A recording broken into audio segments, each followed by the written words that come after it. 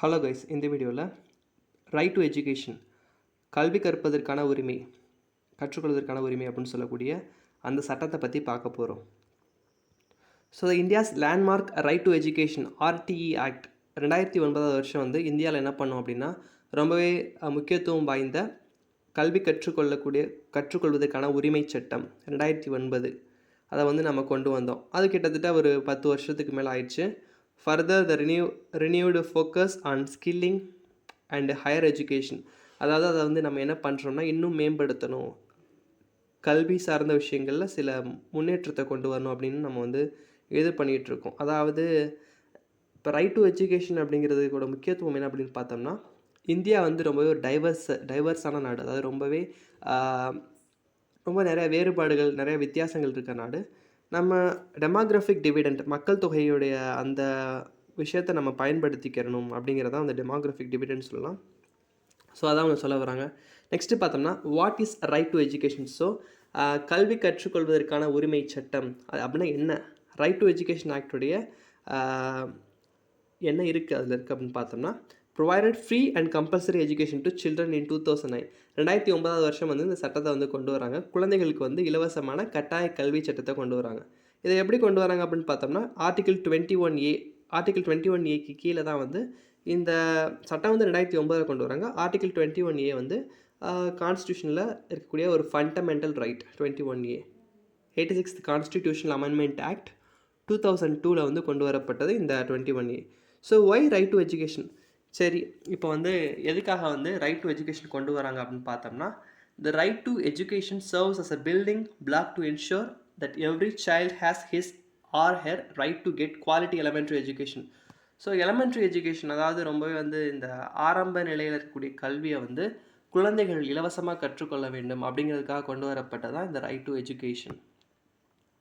Constitutional பேக்ரவுண்டுங்க என்ன சொல்கிறாங்கன்னா, originally part 4 of Indian constitution, அதாவது இந்திய அரசியலமைப்பு சட்டத்தில் பகுதி 4 article 45 and article 39F of DPSP, directive principles of state policy, அரசு வழிகாட்டும் நெறிமுறை கோட்பாடுகள் அப்படின்னு சொல்லுவாங்க. அந்த கோட்பாடுகளில் had a provisions for state funded as well as equitable and accessible education, சமத்துவத்துடன் கல்வி கற்றுக்கொள்வதற்கான வாய்ப்பை கொடுக்கணும் அப்படிங்கிறதான் அந்த சரத்துகள், அந்த ஆர்டிகிள்ஸ்லாம் சொல்லியிருப்பாங்க. Article 45 and article 39F.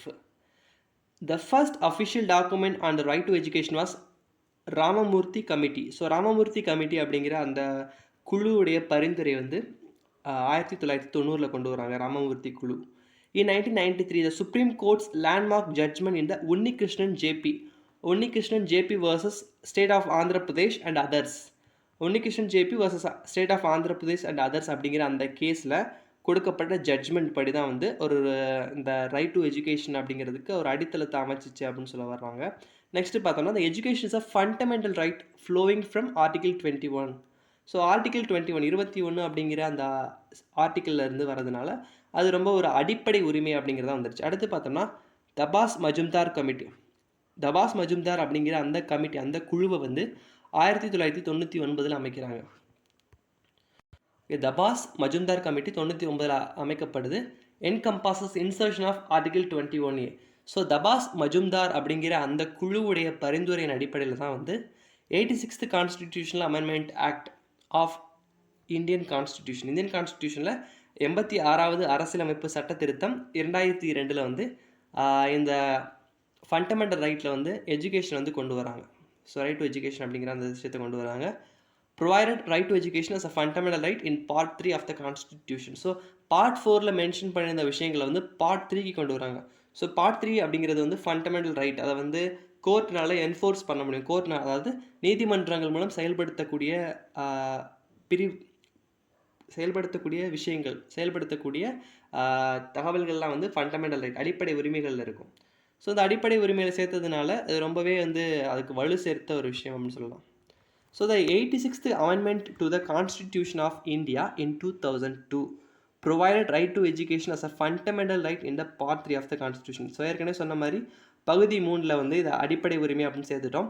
The same amendment inserted Article 21A which made right to education a fundamental right children's between 6 to 14 years. So 6 வயதிலிருந்து 14 வயது வரைக்கும் இருக்கக்கூடிய குழந்தைகளுக்கு ஆனால் கல்வி உரிமை வந்து மீட்டெடுத்தது சொல்லலாம். அதாவது அதை உருவாக்கி கொடுத்தது அப்படின்னு சொல்லலாம். ஆர்டிகிள் 21A தான். The 86th Amendment provided for follow-up legislation for right to education bill. So இந்த 86வது அரசியலமைப்பு சட்ட திருத்தம் 2002 கொண்டு வந்ததுனால ரைட் டு எஜுகேஷன் அப்படிங்கிற ஒரு ஆக்ட் கொண்டு வராங்க, சட்டம் வந்து கொண்டு வராங்க. இது கான்ஸ்டிடியூஷனல் அமெண்ட்மெண்ட் அப்படிங்கிறது ஃபண்டமெண்டல் ரைட்டில் சேர்த்தாங்க. ஆனால் அரசாங்கமே வந்து ஒரு சட்டம் வந்து தனியாக ஏற்றுறாங்க, ரைட் டு எஜுகேஷன் ஆக்ட் அப்படின்னு சொல்லி 2009. So the features of right to education act 2009. So 2009 கொண்டு வரப்பட்ட ரைட் டு எஜுகேஷன் கட்டாய கல்வி உரிமை சட்டம் அப்படின்னு சொல்லுவாங்க. ஸோ இதோடைய ஃபீச்சர்ஸ், சிறப்புகள், அதாவது அதில் இருக்கக்கூடிய விஷயங்கள் என்ன அப்படின்னு பார்த்தோம்னா, த RT Act aims to provide primary education to all children aged 6 to 14 years. 6 முதல் 14 வயது வரைக்கும் இருக்கக்கூடிய குழந்தைகளுக்கான அடிப்படை கல்வி வந்து கொடுக்கணும். It enforces education as a fundamental right. கல்வி என்பது வந்து ஒரு அடிப்படை உரிமை. The Act mandates 25% reservation for disadvantaged sections of the society where disadvantaged groups includes. அதாவது 25% இடஒதுக்கீடு யாருக்கு அப்படின்னு பார்த்தோம்னா SCs and STs, scheduled caste and scheduled tribes, அட்டவணை வகுப்பினர் மற்றும் பழங்குடியினருக்கு. அப்புறம் வந்து சோஷியலி பேக்வர்ட் கிளாஸ், அதாவது சமூக ரீதியில் பின்தங்கி இருக்கக்கூடிய வகுப்பினர். அப்புறம் வந்து டிஃப்ரெண்ட்லி ஏபிள்டு, மாற்றுத்திறனாளிகள், இவங்க எல்லாத்துக்கும் வந்து 25% இடஒதுக்கீடு அப்படிங்கிறத right to education act 2009 mention பண்ணியிருக்கிறாங்க.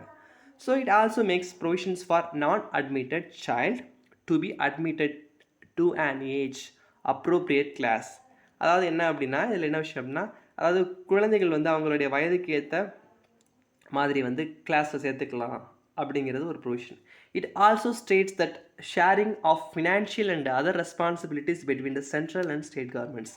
மத்திய மாநில அரசுகள் வந்து தங்களுடைய அந்த நிதி ஒதுக்கீடு அப்படிங்கிற விஷயத்தை வந்து பகிர்ந்துக்கணும். 2 பேருமே வந்து ஈக்குவலான ஒரு ரெஸ்பான்சிபிலிட்டி இருக்குது, பொறுப்பு இருக்குது கல்வி சம்மந்தமாக அப்படின்னு சொல்ல வராங்க. அடுத்தது it lays down the norms and standards related to pupil teacher ratio, அது குழந்தைகள் அப்புறம் வந்து ஆசிரியர்களுக்கான விகிதம். அடுத்து பில்டிங்ஸ் அண்ட் இன்ஃப்ராஸ்ட்ரக்சர், கட்டுமானம், அப்புறம் வந்து அந்த கட்டடங்கள் எப்படி இருக்கணும் அதுக்கான ஒரு இது. ஸ்கூல் ஒர்க்கிங் டேஸ், எத்தனை நாட்கள் வந்து இருக்கணும், எத்தனை நாட்கள் வந்து பள்ளி செயல்படக்கூடிய நாட்கள் இருக்கணும். அப்புறம் வந்து ஆசிரியர்களுடைய வேலை நேரம், இது எல்லாத்தையும் வந்து இதில் வந்து மென்ஷன் பண்ணியிருக்கிறாங்க.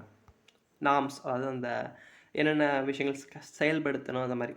It had clause for no detention policy. No detention policy அப்படிங்கிற ஒரு கிளாஸ், ஒரு பிரிவு இருக்குது. which has been removed under the right of children to free and compulsory education act 2019. அதாவது நோ டிடென்ஷன் பாலிசி அப்படிங்கிற அந்த பாலிசி இருந்துச்சு, அதை வந்து என்ன பண்ணிட்டாங்கன்னா ரிமூவ் பண்ணிட்டாங்க. The right of childrens to free and compulsory education amendment act 2009 அப்படிங்கிறதுல அதை வந்து ரிமூவ் பண்ணிட்டாங்க. It also provided for prohibition of deployment of teachers for non educational work. அதாவது it also provides for prohibition of deployment of teachers from non-educational work other than essential census, elections to the local authority, state legislatures and parliament and disaster relief.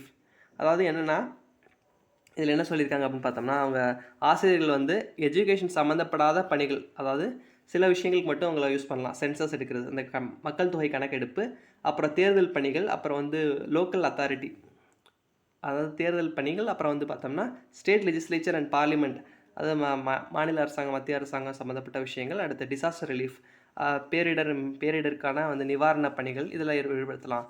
It provides for the appointment of teachers with the request entry and academic qualifications அப்படின்னு சொல்கிறாங்க. அதாவது அவங்களுடைய கல்வி தகுதிக்கு ஏற்ற மாதிரியான பணிகளில் தான் வந்து ஈடுபடுத்தணும். It prohibits physical punishment and mental harassment, screening procedures for admission of children.